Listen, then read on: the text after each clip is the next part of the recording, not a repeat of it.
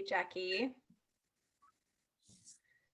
All right, so I hope everyone is doing well tonight. How are you guys? Give me some responses while I'm getting my screen share set up here. I see some thumbs up. All right, stuff. All right, so I am not, as usual, I'm not going to be able to see and read the chat. And so if I can have somebody, even if it's a member, just chime in and read the chat if there's questions along the way, that would be awesome. We'll let you know, Ellie. Yeah, Okay, we'll let you know. thank you.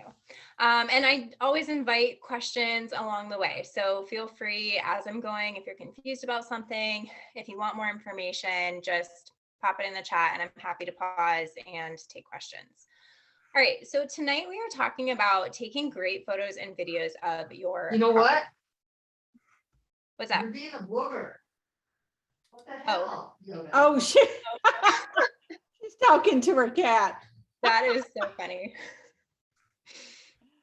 Awesome. I will carry on then. And so, yes, this is our topic for tonight. But a little bit about me before we get started. If you don't know me, I am a mom to two awesome little boys that are 5 and almost 3. I've lived in Connecticut, Massachusetts, California, and North Carolina. Post-college, I was pursuing a career in music until I got bit by the marketing bug and launched into the freelance world of digital marketing. I officially launched my marketing business in 2021 after 10 years of wearing every hat, including producing an independent feature film in 2014, which was such a cool experience. I'm also very passionate about mental health, creativity, and financial freedom, hence why I am here with NC-RIA.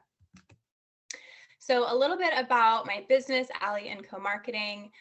We're a boutique marketing agency, and we provide online course development, video marketing funnels, and marketing consultations for small and medium-sized businesses and brands. Okay, but on to what you are going to learn tonight. So this is, I feel like, both a very cut and dry topic, but so vitally important to your marketing and all the things that you are doing in your business. So we're going to talk about why the quality of your photos and videos matter.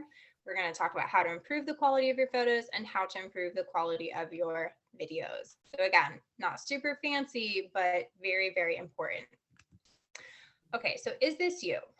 You try to take photos of your properties, but you're not very happy with how they turn out. Or let me just add another one in there. You look at other people's photos on Instagram or MLS or Airbnb and you think, oh my gosh, I wish my photos looked that good. Or maybe you try filming tours of your properties, but when you look back at the footage, you just don't feel good about how your footage has come out. And so you're kind of like, maybe I don't want to use this. Or number 3, you're wondering, maybe I need to buy high-tech equipment to make my photos and videos come out better. I'll touch on that a little bit later. And if you guys have questions about the tech side of it, we can definitely cover that in the end. I have not given any tech guidance here because really I want to teach you some principles that you can use anything from your phone to a high-end camera and capture good quality photos and videos. So by the end of this training tonight, you are going to know how to use lighting to your advantage. You're going to know what time of day is best for filming and photos, specifically related to properties. We're not talking about like headshots and people and all of that. That's a whole other category. You'll know the best angles to take photos and videos from, again, as it pertains to your properties, and you'll know how to present your images and photos for more appeal. So the reality is that quality photos and videos of your properties sell. While there are many factors for getting leads, when you have great photos and videos of your properties, you will attract a lot more interest. And so whether you're in rentals, if you're doing Airbnbs, if you're selling a house, any of those industries where you are trying to get other people to take interest in your property, the photos that you have are going to make a huge difference, especially when people are comparing it side by side with one property versus another. Say you're doing Airbnb. If one property has stunning photos and great reviews and your property has decent photos and even better reviews, people are probably going to go for the photos, like the better photos. I mean, it's kind of a toss up, but the photos do make such a big difference. Same with selling a house. Yeah, so there's a lot of industries in real estate that good photos and videos makes a difference. All right, so the practical things we're going to cover tonight is angles, lighting, staging, motion, and that's specifically for the video, and presentation. All right, so let's talk about angles. So your goal with angles, and what I mean by angles is like the position that you're aiming your camera in the room. Your goal is to create a sense of spaciousness and making it easy for the viewer to visualize and imagine the space. And we're going to get into this in, the later slides, but if it feels very crunched, if it doesn't feel open, then it just subconsciously creates more of this squished feeling, and it's harder for people to imagine themselves in that space. So the first step and little checklist to consider is wide angles. If you're using a camera that has a few different settings on it, and a lot of smartphones these days do have some different kinds of settings, such as a wide angle setting, choose the wide angle setting. This creates more spaciousness in the photos. This is especially good for photos. For videos, this is also helpful, although depending on what your goal is for videos, then a wide angle could be really good, or you might want to go with a more standard lens. Okay, then horizontal. You always want to shoot horizontal and never vertical. I know if you are doing, say, Instagram stories, you may need to have some vertical photos in there just because that's how the app works, but you can actually still post horizontal pictures in, like if you're doing stories or something like that. But again, the goal is to create a sense of spaciousness, and vertical photos create the opposite effect. All right, corners. So you want to take photos and videos from the corners of rooms. Corners give the biggest field of view, and they help people imagine the space more accurately. And of course, and we're going to talk about this more later, but you do want to get every angle of the room. But when you are going from a corner, and even right now, I believe my video camera is aimed sort of at a corner in my office, it makes my office look a lot bigger than if I were to turn it and give you like a flat wall. And it creates also more interest and more dimension when you're aiming from a corner. Okay, and like I just said, every angle. So you want to make sure that you capture every angle of the room. This helps people accurately understand what the space is like and better assess if it will meet their needs. Because while we do want to create gorgeous, stunning photos and videos, we also want to tell the truth about the properties that we are selling or renting, and make sure that they're portrayed accurately, because you don't want people showing up to your property and saying, oh, I thought that it was like, this big, or like, they only showed this angle and I didn't see this like big weird closet over here. So don't hide behind your photos. Make sure you get every corner, every angle of your room so that people can go in with their eyes wide open, and that they don't have their expectations disappointed. Okay, so here's an example, and we're going to come back to this picture later and from a few different perspectives, but right here we're just going to focus on the angles and the focal points. Now, this is a stunning photo of an interior of a property.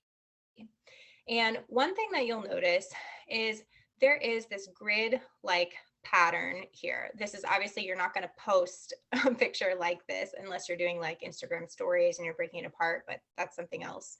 But these are guides to help you just visualize and see a really important principle in photos and video, which is the rule of thirds.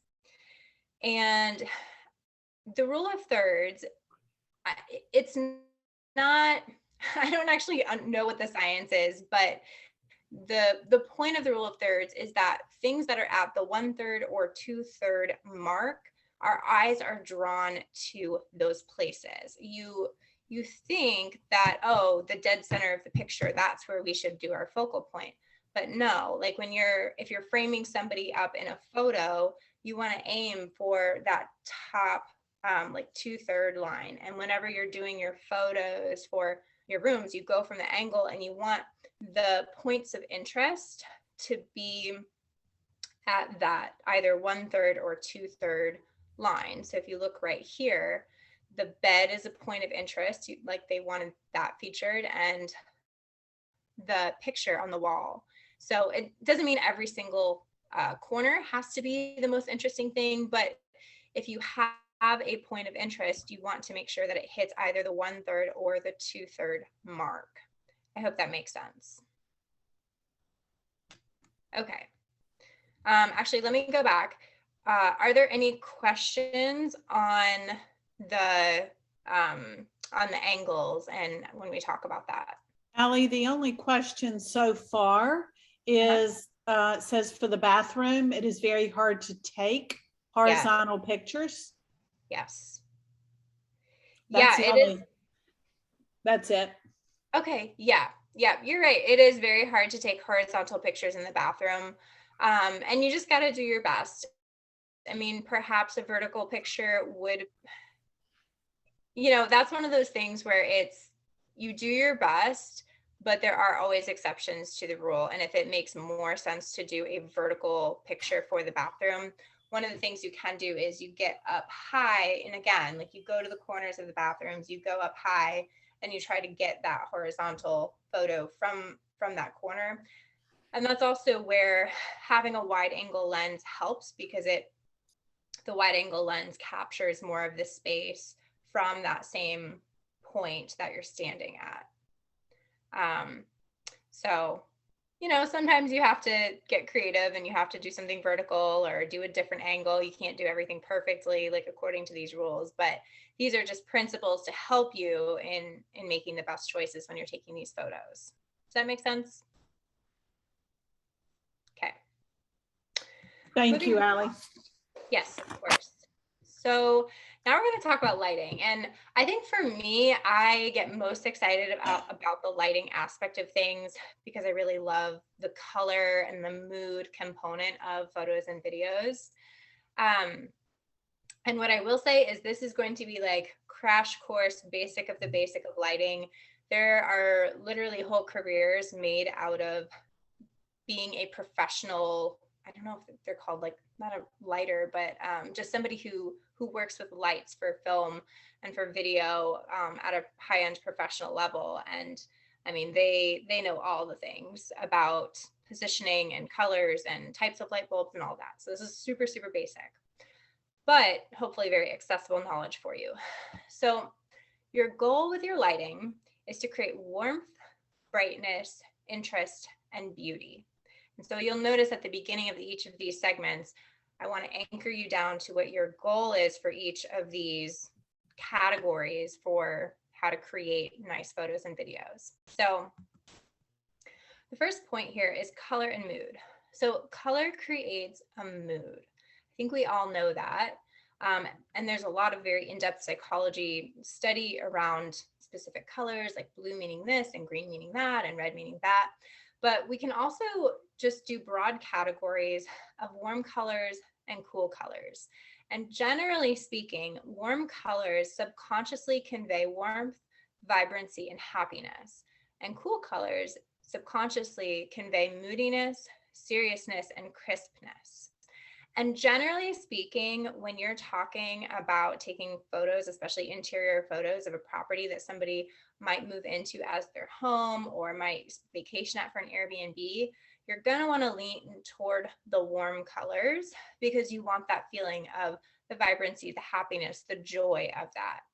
So there's two simple ways to change the color of your lights. And I guess also when I'm talking about colors, I'm not just talking about like, painting the walls. Like you may decide that you want like a cool gray color, but that doesn't mean you can't light it in a nice warm way.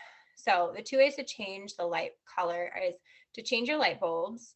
So you can, go to the store and just, choose ones that have a warmer, more orangey temperature to them as opposed to like a blue color. And then to change your camera settings. And in a lot of cameras, and I'm even opening up my iPhone right now, there are settings that you can go to. Perhaps it might be in, let's see, I know for me it's portrait mode. Let's see. Anyway, I'm not going to fiddle with that right now, but on your phone, or if you're using a DSLR camera, just a lot of the cameras do have settings that you can adjust the color temperature for when it actually takes the photo. So you'll want to look at that and play with that a little bit. All right, so natural light. So all these things are going to weave together here. Back to the color and mood, we're going to talk about natural light and light bulbs a little bit more, but natural light is really so awesome to have. It creates such this like airiness, this openness, and so you want to make sure that you get a lot of light in each room you're taking photos or filming in. No one wants to rent or move into a dark house. So choose the right time of day with good weather, meaning like a sunny day or even an overcast day that doesn't feel gloomy but has like some brightness to it, and open the windows to let the light in.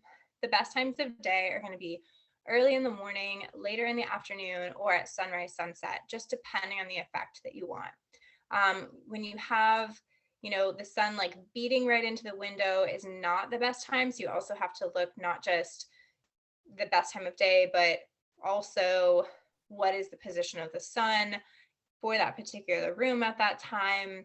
And so maybe the front of the house you have to get at one point in the day, and the back of the house you have to get at a different point in the day, if you really want to get these beautiful, softly lit rooms.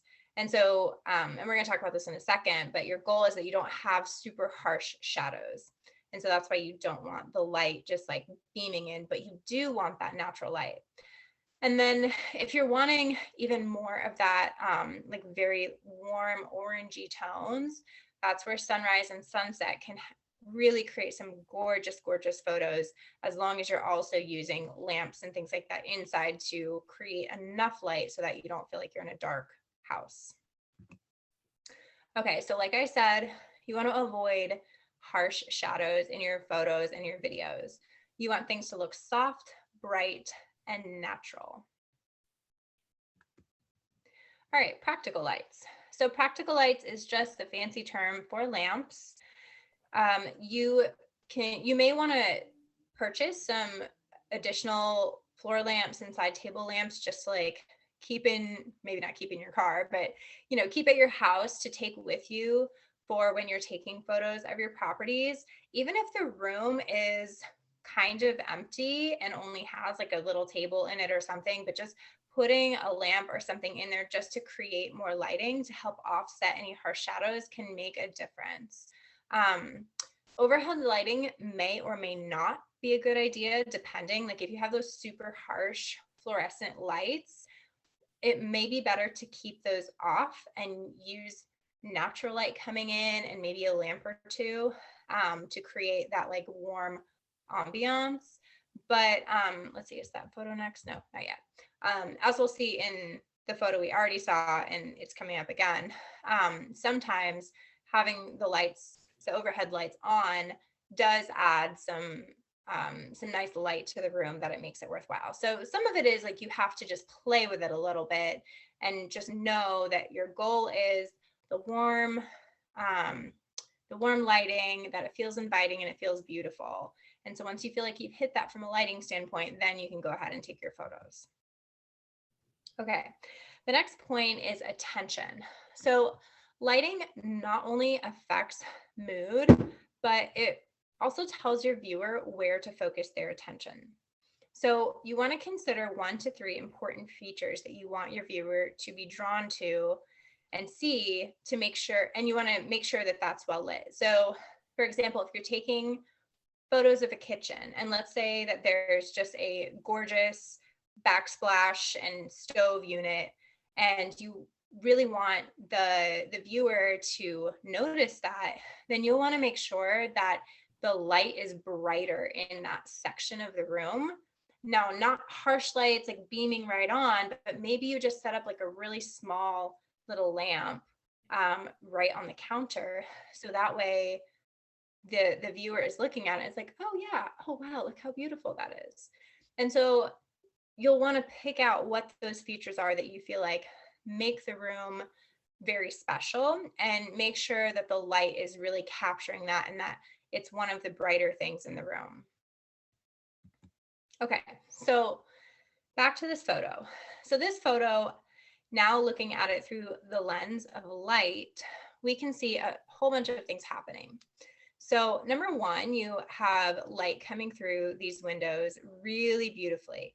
And what you'll notice is even the hallway here, they have opened the window over here. It kind of looks like they have the recessed lighting on. I can't 100% tell. And so it lets even more light flood into this room. You have very few, if any, harsh shadows. Probably the harshest shadow I see is right here by the dresser, and it's just so small. And then you have these lamps here, and they have warm light bulbs on them. And then the recessed lighting is on right now, and those also look like they're a warmer temperature of lighting. And so all in all, you have lots of like a very full and light and airy looking room because of the lighting. Now let's imagine that these lights were turned off.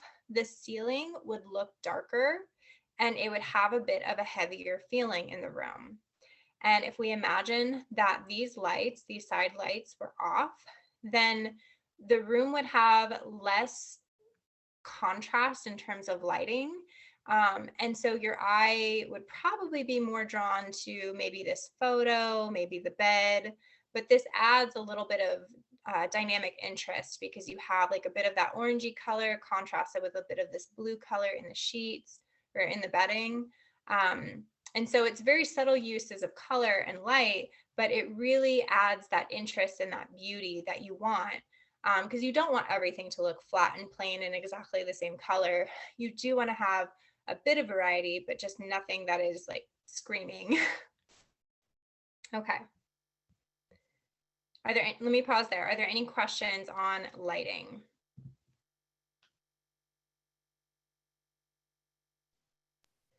Nothing at the moment, Ally. Nope, don't see any so far. All right, moving right along then.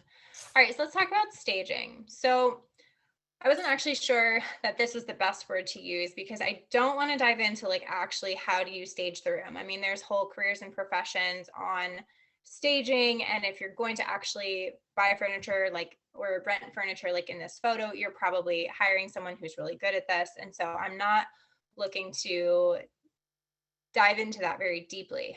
But there are a few points that I do want to talk about that would be beneficial. So your goal with staging, even if you have very simplistic furniture that you're bringing in, or maybe it's not even furniture, maybe it's a couple art pieces on the wall or a couple lamps, whatever props you're using, you want to create balance, interest, and beauty. So again, very similar to the lighting, it's that interest and that beauty. But one of the keywords here is balance. So you want to make sure that the way you position items in the room creates a sense of visual balance within the photo or the video. And oftentimes you'll have to look through the lens and, ooh, I spelled that wrong, sorry. And you'll have to move things around to really know, because what looks good when you're just standing in the room and looking around is not always what looks best on camera. And so you may have to do different staging for when people come and do a walkthrough than when you're trying to get the cameras. And it's not going to be big, massive shifts. Like it might just be moving a lamp over like 1 foot for a different kind of lighting effect, or, you know, moving a photo or something. But your goal is that you're creating some visual balance. Okay, and the next point is color. So be consistent in your color palette. Neutrals are always safe. You know, if you're painting in bolder colors, I mean, that's your choice. You know, I assume you know what you're doing. But definitely the key is to be consistent in your color palette within your room. and within the props and the items that you're picking. So obviously, you know, if you're rehabbing a place and you know, you've coordinated all of the colors for the flooring and for the walls and all that, you also want to make sure you're choosing props and pieces that are well coordinated. Okay, so the money shot. So you want to stage for at least one money shot per room. And hopefully you know what I mean by money shot. If you don't, what I mean is like just that gorgeous, drool-worthy photo that's just like, oh my gosh, this is amazing. Because you'll have time later to show people every angle of the room, but you want that stunning photo for each room of the house that really gives a great first impression, because you want to lead with that first impression.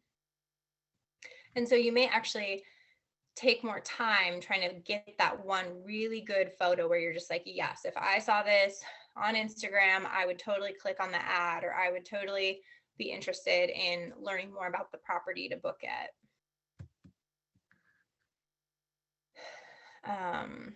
Let's see, what did I mean here?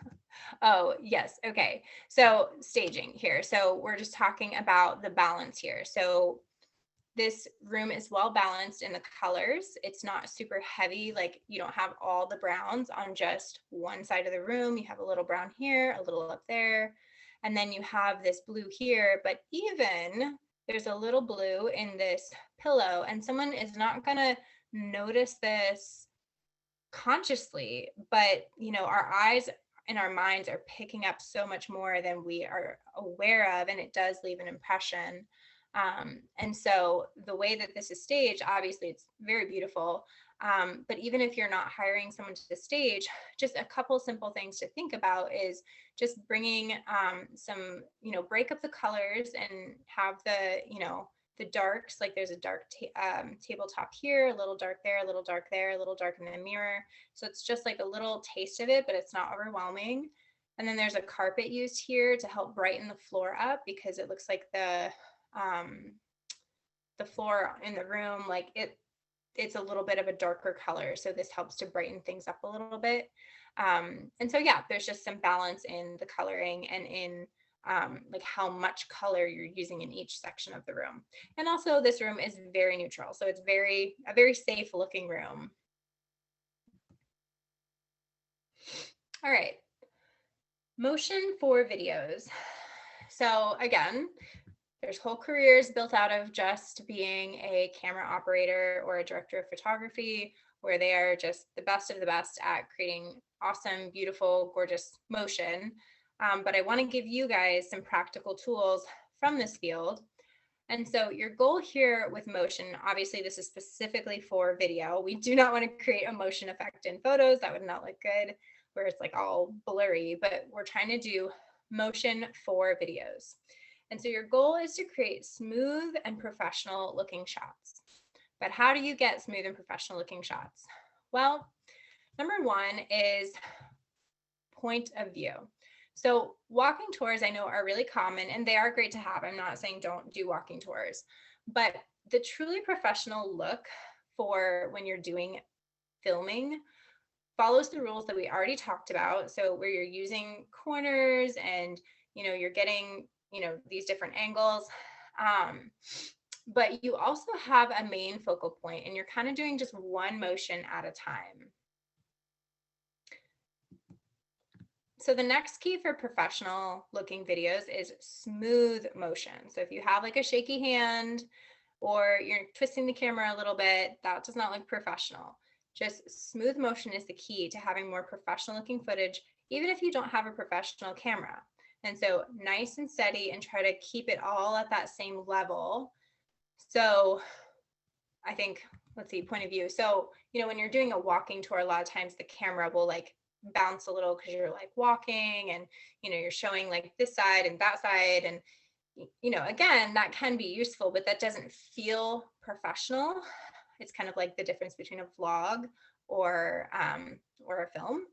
And so if you're wanting to have that elevated look, that elevated brand, then you want to just stay at one motion where you're just either just going across the screen one way or going like up to down and getting like from the top of the ceiling down, almost not all the way down to the floor.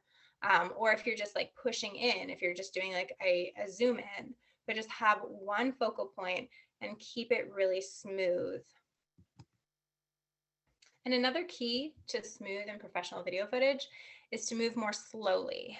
So, you know, people are trying to take in a lot with video, and you want to be careful not to walk too quickly when you're doing the footage. You can always speed it up, but it's a little harder to slow it down if you're not using a higher end camera or filming at a high frame rate. So you just want to like go even slower than you think, and then you can speed the footage up later if you want, but chances are people are going to appreciate having a more slow pan of a specific room of the house. Okay, and I did mention this already, but just to point it out again, you want to choose one main focal point for each shot that you have. So again, like if you're, you know, highlighting the kitchen, say the countertops, and you know, you can do just like one sweeping shot of the countertops and make sure that the countertops stay the focal point, that you're not going from countertops to microwave to pantry, because that starts to move more into that like home video vlog feeling, which again, it's not bad. It just, what are your first impression goals? Okay, and then finally, presentation. So there's just a couple really short and easy things here, but filters. So when using, I definitely do encourage filters for photos and videos. They're great as long as you're not overdoing it and trying to cover up a bad photo or video. So if you've taken the steps in this presentation and, you know, you're making sure you have good lighting and you're setting the stage properly, and, you know, you use your angles and you have the right settings, and then you have a good starting point, then use some filters to create even more vibrant photos from there. And you do want to choose something a little bit on the warmer side, a little bit on the brighter side. Just think, you know, magazine, think how do you like capture the attention? A good app that I recently learned about, I have not tested it, so don't take my word for this, but I heard Snapseed is a really, really good and easy app for photo filters. And I don't know if it does video as well, but that is one thing to consider. Okay, and then impressions. So we want to hook people with a great first impression. And like I mentioned earlier, if we spend some time creating those few money shots that will really draw people in, we will create that really good first impression. So if you get that money shot of the kitchen, and then you can have all the different angles and like the, you know, more detailed things that may not be quite as eye-catching, but you want to start each room with that money shot. And you want every angle of the room, but the order that you present the photos and the videos matters in terms of how people are orienting in the space. And on top of that, having a photo that's more or a video that gives the full context of the room first, like getting that really like wide angle lens, that beautiful shot that lets you capture that full feeling of the room, will help people when they look at the details. Okay, so that is all I have for you guys tonight. Do you have any questions about photos or videos for your properties?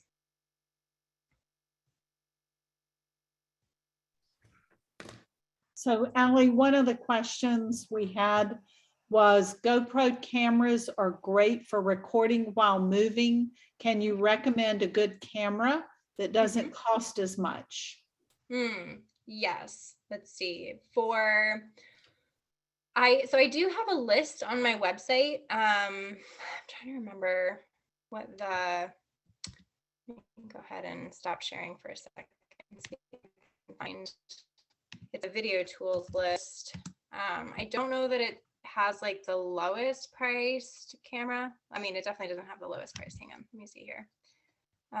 Filming gear, microphones, lighting, post-production, stock. Okay, I don't think I actually have cameras. I have microphones, lighting, but I don't have video cameras on here. Wow, I really should add video cameras.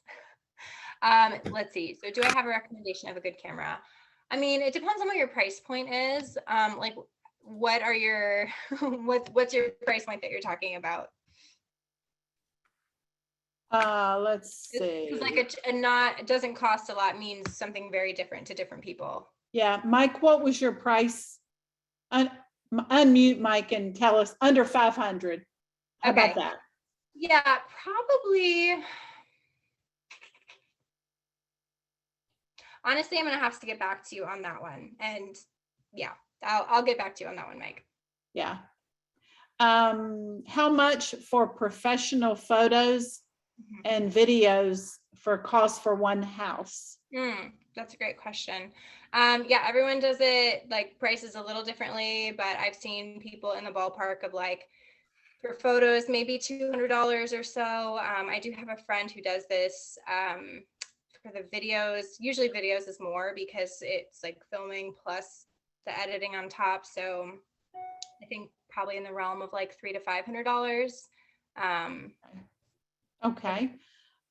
Do you use Photoshop on your pictures? I'm looking to brighten the pictures without making the windows glow. I found that brightening the shadows works better than brightening the picture itself. Any thoughts? Yeah, definitely. I mean, yeah, Photoshop is an awesome tool. If you know how to use it, then you have a tremendous amount of control over all the little minute aspects of your photo. So you can definitely, section off just the shadow and use I don't want to get too technical, but like the lasso tool, and then just brighten that section if you want to. What I would say though is you probably, if you're feeling like you have to go in and like correct these really minute things about the photo, and it may be too late to go back and take new photos, but you may need to next time just think about like how do you avoid having to fix all of these things in post. So yeah, you definitely can use Photoshop. We do use Photoshop a lot, but there's also some other really easy apps that you can use as well. Okay, so far that's the last of the questions. Okay.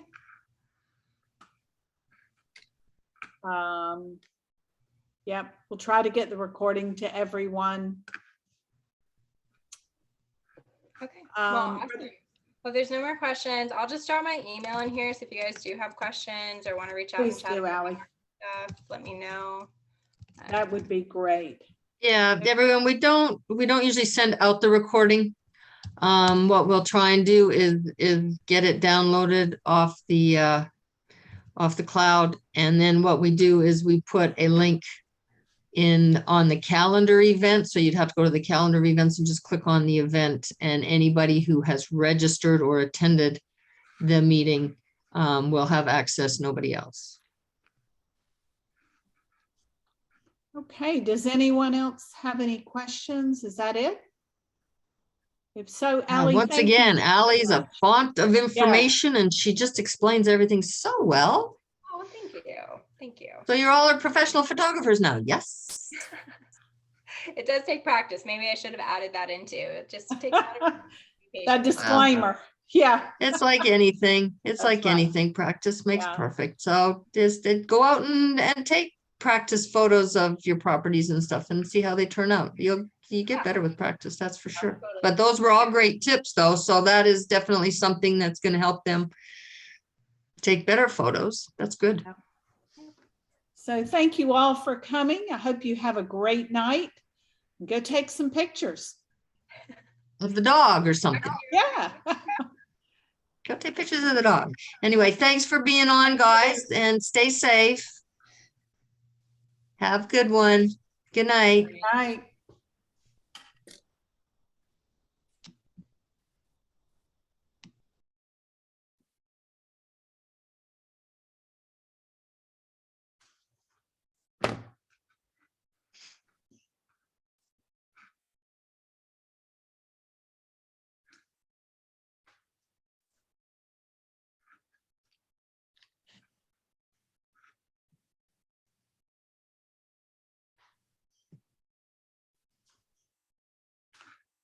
Okay, did we stop recording?